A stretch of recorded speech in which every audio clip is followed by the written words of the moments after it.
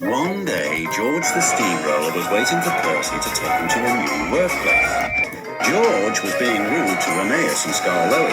"You're just worn-out wheels on worn-out rails. You need rocks for your roads," replied Skarloey, "and we're helping you." "I need to flatten little engines in the scrapyard," thought George. Then Percy arrived to take George away. He was still rebelling. "Railways are no good. Turn them into roads." The little engines were pleased to see him go. "Rollers are rubbish, so good riddance," they called. When they arrived, George was rude again. "Bumpy ride on rotten rails. I'm glad it's over."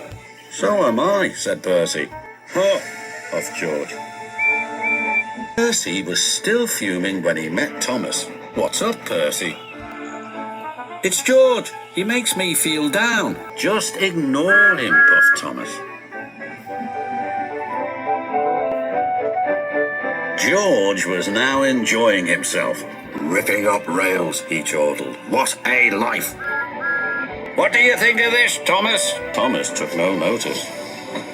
George felt insulted. "You're a useless blue puffball," he shouted. But Thomas didn't hear.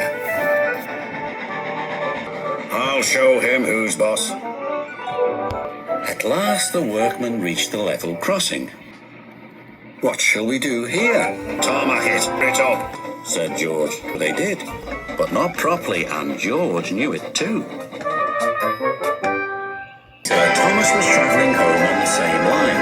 He was pulling trucks filled with vegetables. The signalman had forgotten to warn his driver about the crossing. "We don't need to stop," said Thomas happily. "Yes, we do," called his driver. Too late.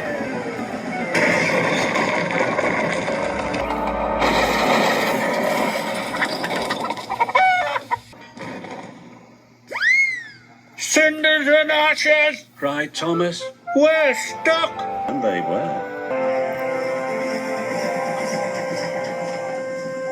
Late that night, Thomas still hadn't returned.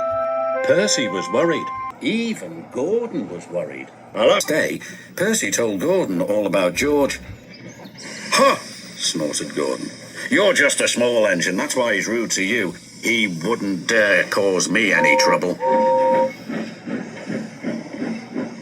"He'll be in trouble soon," sighed Thomas. George had been taken to some yards to work. As he was chuffering about, Duck arrived with a train of empty trucks. George was blocking his way, and a truck was stuck on the main line. "Let me through," demanded Duck. "I'm too busy. You'll just have to wait." "There's no time to wait. I must clear my trucks from the main line to let Gordon through." "Ah, then he'll have to wait too," said George. Driver went to complain to the station master, but the signalman had already switched the points and set the signal to allow Gordon to speed through.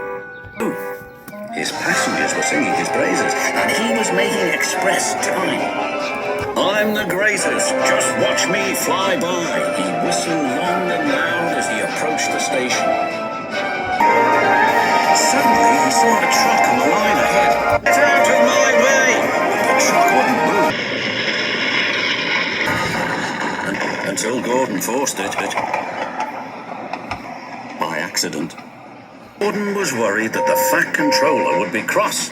He was, but not with Gordon. "Whoever caused this disturbance will have me to answer to." And he did, a few days later. "Look who's here," said Thomas. George had been found out by the Fat Controller and punished. He looked miserable. "Now we'll get some peace at last. I want to get rolling again, but I've got to wait a whole week till I do." "And then you'll be just as rude as ever.